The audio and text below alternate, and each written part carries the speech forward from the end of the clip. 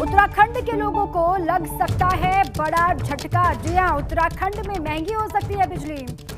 उत्तराखंड में बिजली दरें बढ़ाने की तैयारी हो रही है। ऊर्जा निगम ने बिजली दरें बढ़ाने का प्रस्ताव भेजा है, ऐसी जानकारी है।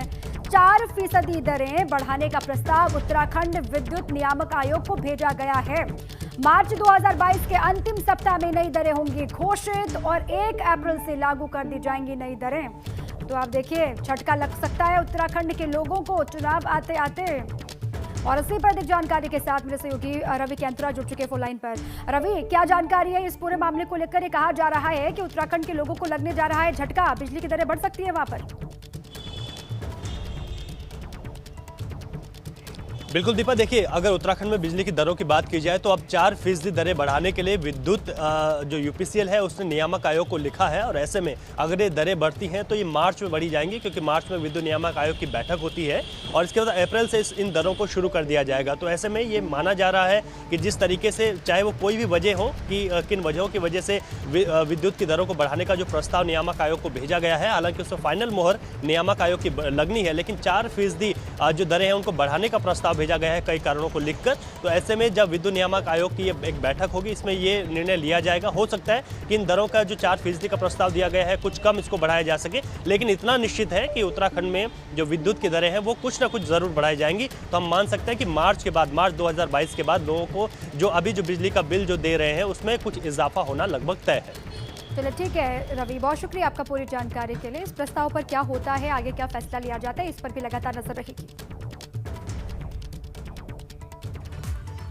उत्तराखंड विधानसभा चुनाव जैसे जैसे नजदीक आते जा रहे हैं, प्रदेश में राजनीतिक दलों की गतिविधियां भी लगातार तेज हो रही हैं। तो वहीं सीएम पुष्कर सिंह धामी भी जिलों के ताबड़तोड़ दौरे करके सरकारी योजनाओं की घोषणाएं करने में जुटे हुए हैं। इसी क्रम में आज सीएम धामी के ताबड़तोड़ दौरे रहने वाले हैं। आज सीएम धामी कुमाऊं और गढ़वाल के कई जिलों के दौरे पर रहेंगे, जहां वो कई योजनाओं की सौगात देने के साथ ही कई जनसभाओं को भी संबोधित करने वाले हैं। सीएम धामी आज सबसे पहले गढ़वाल में टिहरी के दौरे पर पहुंचेंगे। यहां सीएम घनसाली विधानसभा में कई विकास योजनाओं का लोकार्पण और शिलान्यास करने वाले हैं, ऐसी खबर है। और फिर इसके बाद एक विशाल जनसभा की तैयारी वहां पर चल रही है, जिसको भी संबोधित करते हुए धामी दिखाई देंगे। टिहरी के बाद सीएम धामी कुमाऊं के दौरे पर रवाना हो जाएंगे। कुमाऊं में चंपावत की लोहाघाट विधानसभा में सीएम के कई कार्यक्रम निर्धारित है, वहां पर पहुंचेंगे और फिर जनसभा को वहां से भी संबोधित करेंगे। अब इसी पर देहरादून से अधिक जानकारियों के साथ रवि कैंत्रा जुड़ चुके, सीधे उन्हीं के पास आपको ले चलते। रवि, लगातार चुनाव नजदीक आते आते सीएम धामी के ताबड़तोड़ दौरे हो रहे हैं, दोनों ही हिस्सों पर बराबर वो दौरा कर रहे हैं। वो कुमाऊं की बात हम करें या फिर गढ़वाल की बात करें, आज का क्या कार्यक्रम रहेगा, कितने बजे से शुरुआत हो जाएगी, कैसी तैयारी? बिल्कुल दीपा, देखिए, आज मुख्यमंत्री ने 2 जिले चुने हैं, जिसमें पहला जिला टिहरी है, जहां 11:30 बजे मुख्यमंत्री पहुंचेंगे। और यहां पर जो घनसाली विधानसभा है टिहरी जिले के अंतर्गत, इस विधानसभा में कई योजनाओं का शिलान्यास और लोकार्पण आज मुख्यमंत्री के द्वारा किया जाना है। इसके साथ ही मुख्यमंत्री यहां पर एक जनसभा को भी संबोधित करेंगे, जिसको लेकर बीजेपी के कार्यकर्ताओं में उत्साह भी है और पूरी तैयारी की गई है। इसके बाद मुख्यमंत्री चंपावत जिले में जाएंगे, जो कि कुमाऊं मंडल में है। और चंपावत जिले की लोहाघाट जो सीट है, वहां पर मुख्यमंत्री की एक जनसभा है, जिसको वो संबोधित करेंगे। विजय संकल्प यात्रा जो भाजपा की चल रही है उसमें वो शामिल होंगे। और यहाँ के रामलीला मैदान में भी मुख्यमंत्री एक जनसभा को संबोधित करने जा रहे हैं, जिसको लेकर पूरी तैयारी की गई है। इसमें खास बात यह है, जो 2 जिले आज मुख्यमंत्री ने चुने हैं, टिहरी जिले की अगर बात की जाए तो इसमें 6 विधानसभा सीटें हैं। और पिछली बार अगर बात की जाए तो बीजेपी ने कांग्रेस को यहाँ पर पूरा क्लीन स्वीप किया था। 5 सीटें बीजेपी के खाते में आई थी, जबकि एक निर्दलीय सीट धनौल्टी से प्रीतम पंवार वहां से जीते थे। और अब प्रीतम पंवार भी बीजेपी के साथ शामिल हो चुके हैं, यानी कि पूरे जिले पर बीजेपी का कब्जा है। इसके साथ अगर बात करें चंपावत की, यहाँ पर 2 सीटें हैं, एक चंपावत विधानसभा और एक लोहाघाट। यहाँ पर भी बीजेपी ने कांग्रेस को क्लीन स्वीप किया था, दोनों ही सीटों पर बीजेपी काबिज थी। अब सबसे महत्वपूर्ण है, क्योंकि 2022 के चुनाव बेहद करीब, और ऐसे में ये इस वक्त बीजेपी की शाख का सवाल है कि उसको अपनी शाख बचानी है, कि किस तरीके से 2022 में जिस तरीके से प्रचंड बहुमत के साथ उस वक्त 2017 के चुनाव में बीजेपी आई थी, इसी में वापसी करनी है। हालांकि कांग्रेस भी लगातार कोशिश कर रही है, लेकिन आज मुख्यमंत्री जिन 2 जिलों में है, यहाँ पर पूरी तरीके से बीजेपी है। और हम कह सकते हैं कि यहाँ पर पूरा उत्साह भी देखने को मिल रहा है। मुख्यमंत्री आज कई घोषणाएं भी वहाँ पर कर सकते हैं, कई योजनाओं का शिलान्यास, लोकार्पण भी है और जनसभा को भी किया बीजेपी ने, उसी जीत को दोहराने की चुनौती वहां पर पुष्कर सिंह धामी पर है, उनके सामने है। अब क्या होता है, लोगों का रुख वहां पर क्या है इस बार, वो क्या सोच रहे हैं सरकार को लेकर, ये भी जानना बहुत जरूरी हो जाता है और वही जानने के लिए सीएम वहां पर पहुंच भी रहे हैं। बहुत शुक्रिया आपका पूरी जानकारी के लिए, आप लगातार बने रहिए हमारे साथ। आगे बढ़ते हैं, देहरादून से खबर है, रोडवेज कर्मचारी संयुक्त परिषद ने मोर्चा खोल दिया है। प्रबंधन के खिलाफ रोडवेज परिषद ने मोर्चा खोला। आज से प्रदेश भर में धरना देंगे रोडवेज कर्मी, ऐसी जानकारी है। कई मांगे हैं उनकी, कई मांगों को लेकर रोडवेज कर्मी धरना देने वाले हैं। संविदा विशेष श्रेणी कार्मिकों को रेगुलर करने की मांग इनकी है। आवाज भत्ता देने की भी मांग लंबे वक्त से ये कर रहे हैं। अपनी मांगों को लेकर धरना देने वाले हैं प्रदेश भर में। आज से रोडवेज कर्मी कई बार अब आर पार के मूड में आते हुए दिखाई दे रहे हैं। कई मांगों को लेकर रोडवेज कर्मी धरना देंगे। आवाज को बुलंद किया जाएगा, आवाज बुलंद करके सरकार को जगाने की कोशिश होगी। बार बार ये कहा जा रहा है कि इनकी मांगों पर विचार नहीं हो रहा और इसीलिए आज ये धरना देने वाले हैं। और अब बात कर लेते हैं भाजपा की विजय संकल्प यात्रा की। भाजपा की विजय संकल्प यात्रा बागेश्वर से पिथौरागढ़ पहुंची। यहां यात्रा का भव्य स्वागत किया गया। इस दौरान केंद्रीय रक्षा राज्य मंत्री अजय भट्ट ने कहा कि जो जन सैलाब उमड़कर दिखाई दे रहा है उससे साफ लगता है कि 2022 में राज्य में भाजपा की सरकार दोबारा से बनने जा रही है। वहीं अल्मोड़ा सांसद अजय टम्टा ने कहा कि भाजपा की सरकार बनना उत्तराखंड में तय है। 2022 में दोबारा सेवा करने का मौका भारतीय जनता पार्टी को ही देना है। जनता की नब्ज तो जब हम लोग रैली निकालते हैं या ऐसी संकल्प रैलियां निकलती हैं तो अपने आप देखने को मिलती है कि लोग चाहते हैं कि हर हालत में दोबारा से भारतीय जनता पार्टी की ही सरकार आए और नरेंद्र मोदी जी के हाथों को मजबूत किया जाए। इसलिए ये मैं विश्वास के साथ कह सकता हूँ कि 2022 में बहुत अच्छे बहुमत से हम लोग दोबारा रिपीट हो रहे हैं। यात्रा में जो जिस प्रकार का मैं माहौल देख रहा हूँ, बहुमत देख रहा हूँ एज ए पार्टी के इस कार्यक्रम के अनुसार, क्योंकि चुनाव प्रबंधन समिति की जिम्मेदारी है। जिस प्रकार से इतने पेंडेमिक टाइम में जो कोविड का टीकाकरण हुआ, गरीबों को अन्न मिला, सबको इस मुसीबत के टाइम में भी सब प्रकार की सुविधाएं केंद्र और राज्य सरकार से मिली हैं। भारतीय जनता पार्टी की सरकार ने जो लक्ष्य लिया है, संगठन ने जो लक्ष्य लिया है, 60 पार का नारा है। 60 पार हम जरूर होंगे और ये समर्थन के साथ ही भारतीय जनता पार्टी आगे बढ़ेगी। भाजपा युवा मोर्चा के अध्यक्ष तेजस्वी सूर्या श्रीनगर पहुंचे। यहां बाइक रैली आयोजित की गई थी। इस दौरान उन्होंने कहा कि अगर गढ़वाल और कुमाऊं की संस्कृति को बचाना है तो भाजपा की हिंदुत्व की राजनीति का साथ देना होगा। हमारे गढ़वाल संस्कृति को, कुमाऊनी संस्कृति को, उत्तराखंड के संस्कृति को बचाना है तो भारतीय जनता पार्टी के हिंदुत्व की राजनीति को आप सब लोग समर्थन करना बहुत आवश्यक है।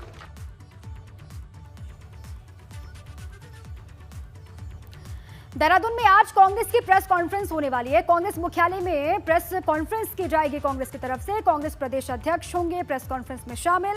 हरीश रावत भी प्रेस कॉन्फ्रेंस में मौजूद रहेंगे। दोपहर 12 बजे का वक्त बताया जा रहा है। कांग्रेस मुख्यालय देहरादून में पत्रकार वार्ता की जाएगी। महंगाई, बेरोजगारी, खनन समेत कई मुद्दों पर सरकार को घेरने की तैयारी है।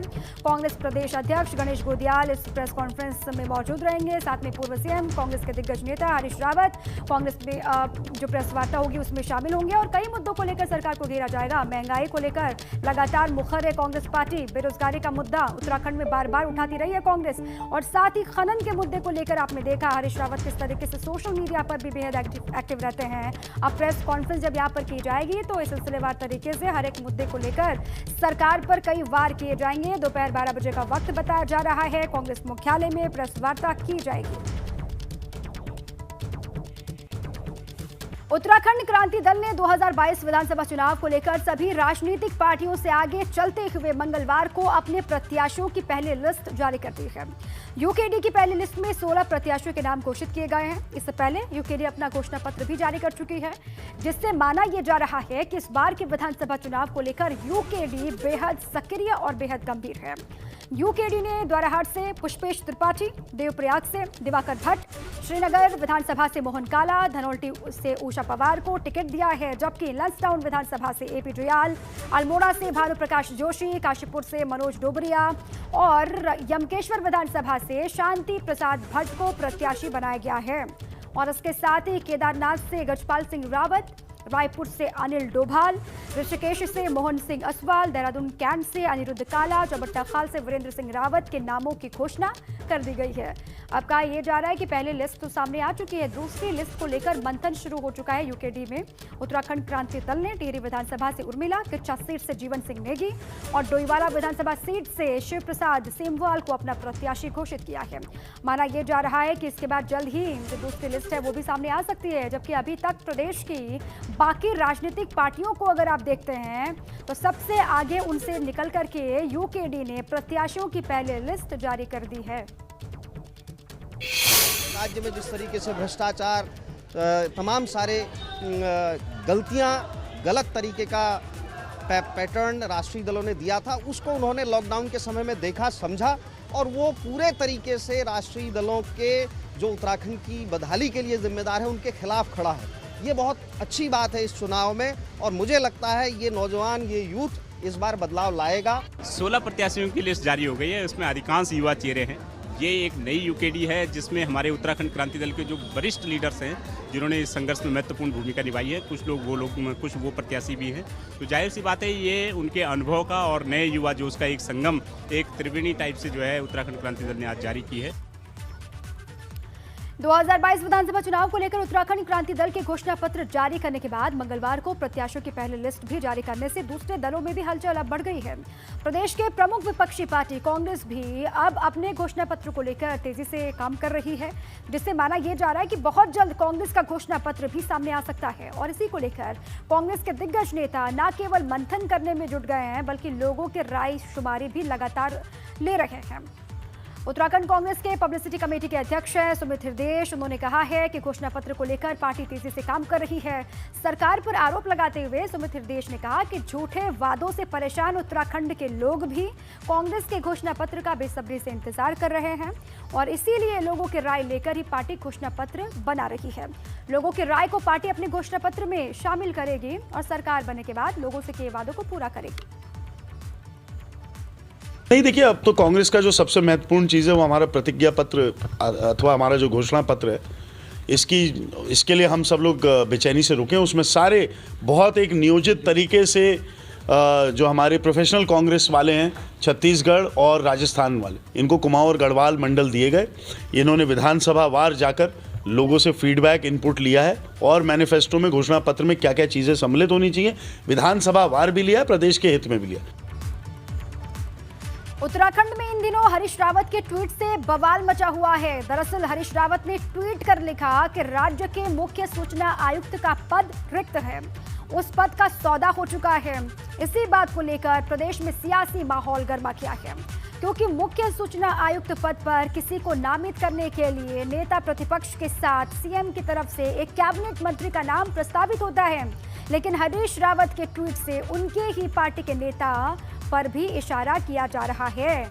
अब इसको लेकर कई तरह की बातें हो रही हैं। इस वक्त आप समझिए प्रदेश के नेता प्रतिपक्ष हैं प्रीतम सिंह और हरीश रावत ने, जो उन्हीं की पार्टी के नेता हैं, उन्होंने अपने ट्वीट में ये लिखा है कि राज्य मुख्य सूचना आयुक्त के पद का सौदा हो चुका है और सभी को साधा जा रहा है, जिससे इशारा प्रीतम सिंह की तरफ भी है। तो वहीं ट्वीट को लेकर नेता प्रतिपक्ष प्रीतम सिंह ने प्रतिक्रिया दी है और ट्वीट को सिरे से नकारते हुए कहा है कि मेरे पास ऐसा कोई प्रलोभन अभी तक नहीं आया। यह हरीश रावत जी ही जाने कि वो क्या बात कर रहे हैं। अब देखो, उसमें नेता प्रतिपक्ष के रूप में भी मैं सम्मिलित हूँ। अगर ये सरकार हमसे पूछेगी, अभी तक तो पूछा नहीं, अभी तक तो मुख्यमंत्री जी ने कोई बैठक आहूत नहीं की है।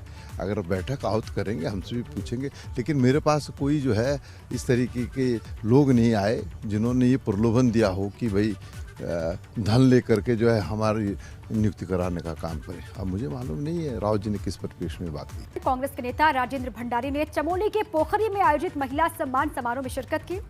सम्मान समारोह में मौजूद महिलाओं को सम्मानित भी किया। यहां उन्होंने एक विशाल जन रैली को संबोधित करते हुए भाजपा पर जमकर हमला बोला।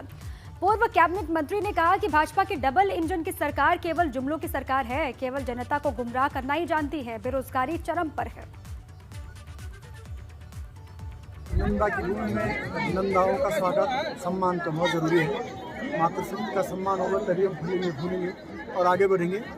महिला सम्मान समारोह था, हमारी बहनों को, हमारी माँ बहनों को सम्मान मिले, उचित स्थान मिले और जहाँ भी उनका सेवा हम लोग करें, उनका सम्मान हम करें। उत्तराखंड के राज्यपाल गुरमीत सिंह एक दिवसीय दौरे पर चंपावत के सीमांत क्षेत्र बनबसा पहुंचे। वहां उन्होंने स्थानीय प्रशासनिक अधिकारियों और सुरक्षा एजेंसियों के अधिकारियों के साथ मीटिंग कर सीमांत क्षेत्र में संचालित कई विकास कार्यों की स्थिति का जायजा लिया। अधिकारियों से मीटिंग के बाद महामहिम ने स्थानीय पूर्व सैनिकों और स्थानीय सीनियर नागरिकों के साथ वार्ता करके सीमांत क्षेत्र की समस्याओं और संभावनाओं से भी वो रूबरू हुए। आने का मकसद ये था कि जो चंपावत डिस्ट्रिक्ट के जितने भी ओहदेदार हैं, स्पेशली डीएम साहब, एसपी साहब, जो डिस्ट्रिक्ट फॉरेस्ट ऑफिसर, जो सीडीओ साहब हैं, उनसे डिटेल से ब्रीफिंग लूँ ताकि इस चीज़ को मैं ज्ञात कर सकूँ कि उनके विजन और मिशन क्या है और किन किन चीज़ों पर मैं उनकी मदद कर सकता हूँ एज ए गवर्नर। और मैं उनके जो चैलेंजेस हैं और जो उनकी अपॉर्चुनिटी हैं उन दोनों को पहचानना चाहता हूँ, क्योंकि I am definite about it कि एज ए राज्यपाल ये मेरी ड्यूटी भी है, दायित्व भी है, रिस्पॉन्सिबिलिटी भी है। उत्तराखंड में कोरोना के खतरनाक नए वेरिएंट ओमिक्रॉन का खतरा लगातार बढ़ रहा है। दिल्ली से लौटे बुजुर्ग दंपति कोरोना संक्रमित पाए गए हैं। बताया जा रहा है कि बुजुर्ग दंपति के दिल्ली में रहने वाले 3 परिजनों में ओमिक्रॉन संक्रमण की पुष्टि हो चुकी है, जिसके बाद से राजधानी में हड़कंप मचा हुआ है। दोनों बुजुर्गों की जीनोम सैंपलिंग भेजी गई है। अब उसकी रिपोर्ट का सभी को इंतजार है कि आखिर रिपोर्ट क्या आती है। ओमिक्रॉन के बढ़ते खतरे को देखते हुए सरकार बेहद अलर्ट है। सीएम ने किसी भी तरह से खतरे से निपटने के लिए स्वास्थ्य विभाग को स्वास्थ्य महकमे को अलर्ट रहने के लिए कह दिया है। साथ ही प्रदेश में बाहर से आने वाले लोगों पर पैनी नजर भी रखी जा रही है। जांच प्रक्रिया पूरी करने के बाद ही उन्हें घर जाने की अनुमति दी जाए, ये अधिकारियों को निर्देशित किया है सीएम पुष्कर सिंह धामी ने। उसको लेकर हम लोग पूरी तरह से सजग हैं और हर प्रकार से हमने तैयारी की हुई है। हम रैंडम जांच भी करवा रहे हैं और भी जो जरूरी चीज़ें हैं वो सब हम कर रहे हैं। अभी कोविड को लेकर हम सारे जितने भी जो भी उसके हर पहलू हैं, हर पहलुओं की ओर ध्यान देते हुए उस पर हम लोग योजना बना रहे हैं। गंगोत्री धाम से एक शिष्टमंडल दल ने भूमि बंदोबस्त के निराकरण को लेकर पर्यटन मंत्री सतपाल महाराज से मुलाकात की। गंगोत्री धाम का भूमि बंदोबस्ती आज तक नहीं हो पाया है, जिससे गंगोत्री धाम के तीर्थ पुरोहित को खासी परेशानी का सामना करना पड़ रहा है। पर्यटन मंत्री ने शिष्टमंडल दल से मुलाकात के बाद भूमि बंदोबस्त के जल्द निराकरण के लिए सचिव को जरूरी निर्देश दिए हैं। गंगोत्री शिष्टमंडल दल ने तुरंत निर्देश देने के लिए मंत्री का आभार भी व्यक्त किया है। पंडित कृपाराम सेंगवाल जी खड़े हुए हैं और आपने पहले भी प्रार्थना दी थी कि गंगोत्री धाम के अंदर लैंड सेटलमेंट जो है किया जाए। मैंने सेक्रेटरी को निर्देशित कर दिया है और उसके सकारात्मक परिणाम निकलेंगे। मैं क्षेत्र के लोगों को बहुत बहुत बधाई देना चाहता हूं और सेंगवाल जी को भी बहुत बहुत बधाई देना चाहता हूं कि ये कार्य अगर पूरा होगा तो पूरे क्षेत्र का विकास होगा और सबको बहुत है न्याय मिलेगा। आज हमारा शिष्टमंडल माननीय उत्तराखंड सरकार कैबिनेट मंत्री महाराज सतपाल महाराज जी से भेंट वार्ता हुई है और गंगोत्री के भूमि बंदोबस्त के संबंध में महाराज जी ने पूरा आश्वासन दिया है कि उन्होंने सचिव साहब को भी इसका निर्देश कर दिया है कि इनकी भूमि बंदोबस्त जो है 40 साल पहले की मांग है, ये अतिशीघ्र होनी चाहिए। उत्तरकाशी में नेहरू युवा केंद्र की ओर से गंगा नदी किनारे गंगा उत्सव और आरती का आयोजन किया जा रहा है। केदार घाटी पर आयोजित इस कार्यक्रम का शुभारंभ जिला पंचायत मेंबर चंद पवार और नमामि गंगे के संयोजक लोकेंद्र बिष्ट ने किया, जहां नेहरू युवा केंद्र के युवाओं और जनपद मुख्यालय से आए विभिन्न विद्यालयों के छात्राओं ने रंगारंग कार्यक्रम की प्रस्तुतियां भी यहां पर दी और इस दौरान लोगों से मां गंगा को स्वच्छ बनाने की अपील भी की गई।